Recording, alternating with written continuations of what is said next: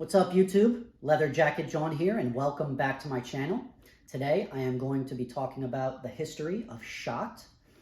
The vast majority of the information today is taken from the Rin Tanaka Schott book. If you are a fan of Schott, even in the slightest, you should absolutely get that book. Today I am wearing my mid to late 50s Steerhide Durable motorcycle jacket. This is one of my absolute favorite jackets. I love this thing. I'm wearing my Durable because there is a Schott Durable connection, and as well as you can see behind me, a Schott Beck connection. So I am going to do my best, again, to give you an accurate and complete history, which will probably stop around the late 70s, early 80s, although I will show my newer Schott jacket. So without further ado, okay, let's move this guy out of the way. There are some of my jackets. All right. So, Schott was established by Russian Jewish immigrants Irving and Jack Schott in 1913 as a fur-lined, rubberized raincoat business operating out of a basement at 23 East Broadway in the Lower East Side of Manhattan.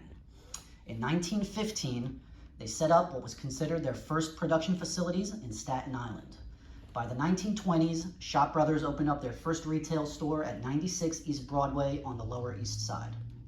According to the Schott book, since 1935, they set up their new, quote, home base in Perth Amboy, New Jersey. However, it's only in the mid-60s do we know of a location where they kept their factory from 1935 to the mid-60s at the 285 King Street location near downtown New York. So again, we only know of a address for a Schott factory in Perth Amboy in 1965. So likely they were making jackets from 1935 to the mid-60s, still in downtown New York. But either way, over the next 70 years, from 1935 to 2005, their headquarters and factory addresses changed 5 times. In the mid-60s, Schott moved their factory to 358 Rector Street in the waterfront district of Perth Amboy until 1971.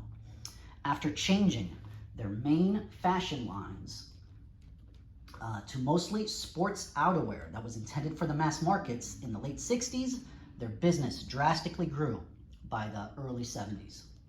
The Schott Brothers factory moved to 441 High Street and remained at this location from 1971 to 1975. Due to the growing business and the need for larger manufacturing facilities, in 1975, Schott Brothers moved to 382 Fayette Street in Perth Amboy, giving them over 15,000 square feet, and they stayed there until 1985. In the 80s, movies like Top Gun and others like it brought about what's called in the Schott book, or what's described in the Schott book as a paramilitary jacket boom. They needed even more space, so in 1985 they decided to move to the 250,000 square foot building located at 358 Lehigh Ave and stayed there until 2005. Their 30-year tenure in this district resulted in what people called locally Schott Village, with important landmarks such as the Blue Schott tank, which could be seen in the Schott book.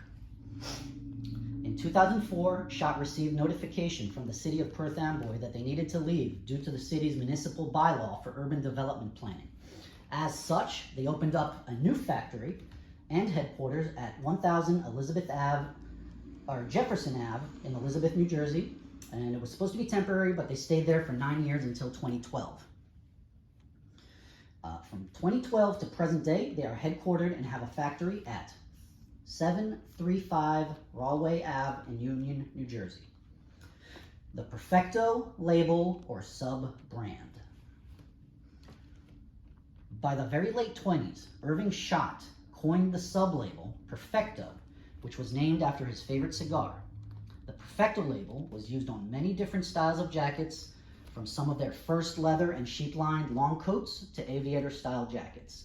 But it wasn't until the mid-50s that this label was put on the very first of what we now call today the Perfecto, which is the black asymmetrical zippered biker jacket. The Schott Beck partnership.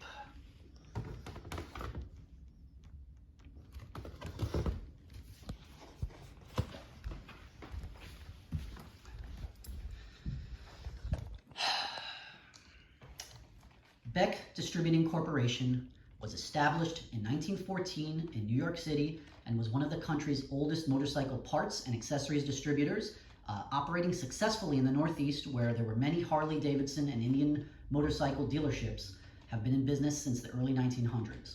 The growing demand for motorcycle garments by the late 30s led Irving Schott to enter into a partnership with Jack Beck, and Schott started producing jackets for Beck starting in the 30s.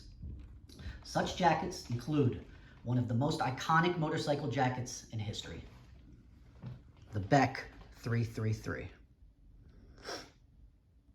The 1928 model that Schott calls the very first motorcycle jacket is actually not a Schott, but it is in fact a Beck 333, probably from the mid to late 30s. The earliest paper evidence for the Beck 333 is a page out of the Beck News catalog from 1941. However, I have seen early Beck 333s with grommet zippers that suggest they could be as old as 1935, maybe a little bit earlier. Some people believe that before the partnership was established in the early 30s, or early to mid 30s, the very, very early Becks were made by leather togs, who are one of the most legendary and influential jacket makers of all time. They started in 1919 and lasted around World War II. And they were credited by many as the ones who invented the motorcycle jacket and definitely the ones who pioneered leather motorcycle gear. But I digress. In 1950, Beck came out with the very first model 999 in Horsehide, made by Schott, which was a black asymmetrical zippered motorcycle jacket with one chest pocket, two hand warmer pockets, and no coin pocket. So not quite the Perfecto we love today. However, it's very close. This is my Beck 999. It's a little bit of a later one, not horsehide, and it has the coin pocket. The very first ones do not have the coin pocket. Here is a later one from the 60s. And here is my Beck 666 model. In 1969, Jack Beck retired, and Beck was sold to the Arnley Brake Shoe Company. Schott continued to make jackets for Beck up until that point, and probably also made jackets for the new company, which was now named Beck Arnley. Okay.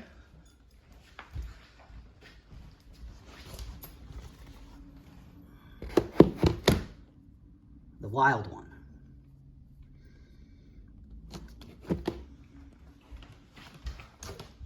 The iconic movie starring Marlon Brando as cool rebel motorcycle club leader Johnny Strabler came out in December 1953.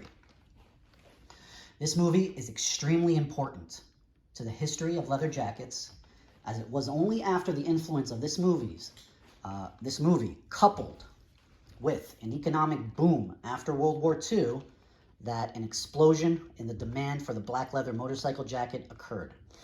After this movie, tons and tons of manufacturers, stores, brands, and label came out with their version of the black motorcycle jacket. The actual jacket worn by Marlon Brando, though, was not a Schott, was not a Beck, but a Durable. Not this exact model, an earlier model, but this is what it looks like. This has long been established, although some people are still unaware of this fact and deny it. But again, it's been long established, initially in the roundtable discussions in Japan in the late 80s and early 90s, and then again in the early internet blog and forum days of the early and mid 2000s. The Durable motorcycle jacket is one of the most sought after and collectible jackets in the vintage leather jacket world, partly because of the Marlon Brando connection, but also because they were one of the, if not the nicest, highest quality motorcycle jacket you could buy in the late 40s and very early 50s. And in my opinion, it has one of the most flattering cuts of all time. It's not for nothing that people that don't really know anything about, necessarily fashion or cuts or patterns, they instantly recognize the hero cut, as it's called. Fun fact number 1. It is believed that the movie jacket was modified in a few different ways, including removing the lining, as well as tapering the cut even more to emphasize the very V-shaped hero cut. We know for sure that the lining was removed, as this can be seen in multiple shots of Marlon Brando with the jacket on, including one in the Schott book. So if you get the Schott book, you can see it. As for modifying the cut, who knows? I own 4 durables. None of them have been modified. And I can tell you that the cut doesn't need any modification. In my opinion, it's a perfect silhouette. It is extremely V-shaped and gives you an amazing waistline. Not so much fun fact, but fun story number 2. Through my research, I've been told that the original movie jacket was sold at auction in the US at some point in the early 80s. I was told by somebody whose boss was supposedly at that auction. No one knows where it is today and has ever seen the original movie jacket since. I obviously don't know the veracity of the story. It could be complete bullshit, but it's a fun story nonetheless. In the Schott book, they mention that sales declined for Schott immediately after the movie, since the black motorcycle jackets were banned by schools around the country, but Schott quickly bounced back. Now, the very first Perfectos. All right, as you can see, I'm reading the text here off of a laptop. This is how ghetto this is. So, this is my very earliest Schott Perfecto, or as what we know today as a Perfecto, because as I mentioned, jackets had the Perfecto label and they looked nothing like this, from the late 20s into the 30s. And it's not until pretty much after the Wild One that we do not see the very first Schott Perfecto. So despite what you might read on the Schott forum and other places, the first time a Perfecto as we know it today was seen was in the earlier mid-50s, and most likely after the Wild One came out, so anytime between 1953 and 1955. In the Schott book, they are not called a 618 or a 1-star, but rather a men's deluxe horsehide motorcycle jacket. I'm not sure where they got that name from, but it's also in the book that they mention that none of these jackets that are the horsehide versions, which I do not own any, all of them are dated mid to late 50s.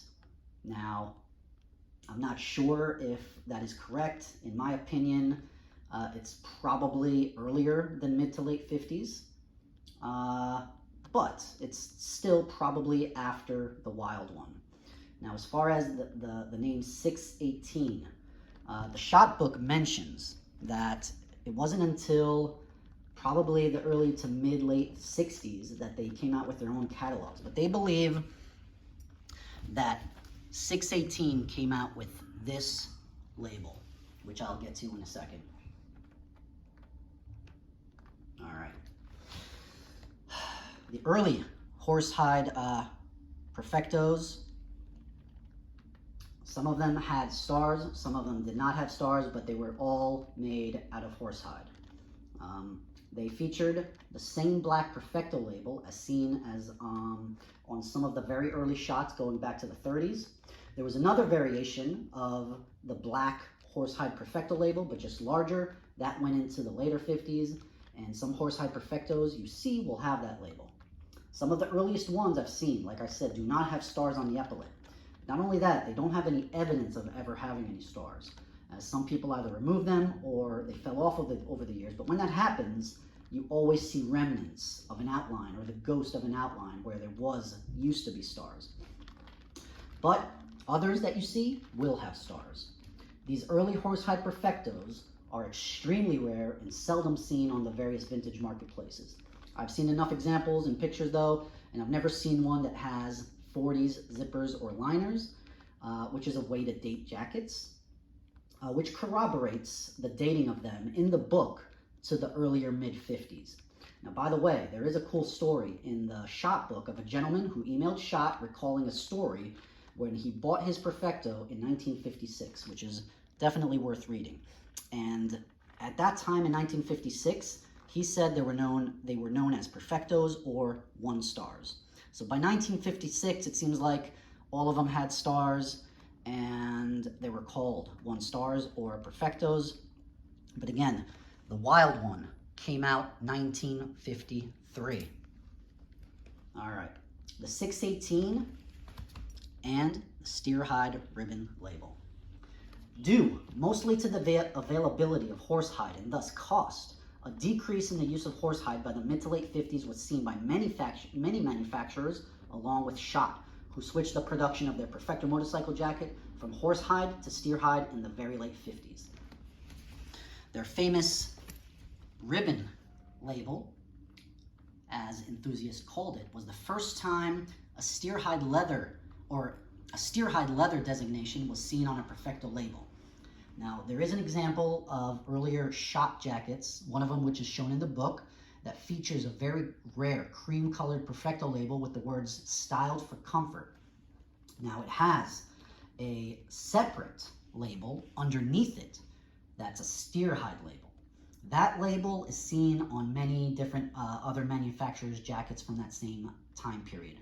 This cream-colored label is said to have been used for a very short time in the late 50s. It wasn't until these ribbon labels of the very late 50s or very early 60s, some people believe these are late 50s, which this is an earlier version. Some people believe it's late 50s. This right here is a 50 zipper. And this right here is a zipper starting from the 60s. So I do believe that these are very late 50s. So here's an older version, and here's a newer version. These guys were definitely 60s, probably early to mid 60s, these guys. But, yeah, it wasn't until these ribbon label jackets of the very late 50s or early 60s that it seems like the model number 618 was used. And the reason for this is since this was the very first time steer hide is ever mentioned, and the number 6 was meant to designate steer hide, and the number 18 was referred to this design, which is the Perfecto design. Okay. Later on, obviously the model 118 came out, which is a little bit of a longer and a little bit of a fuller cut. Now that one is probably late 80s, or I'm sorry, early 80s. From all my research, that's when the 118 came out, and the 118 also has what they call the naked cowhide. Okay, now the 618 and the 613. So Schott throughout the years, this right here is my 618. And this one was bought a few years ago, 2021, I think. And it was probably around, this guy right here is probably mid 80s, maybe earlier 80s, Schott Perfecto. This one right here is probably very late 70s or early 80s. This one for sure, even though it has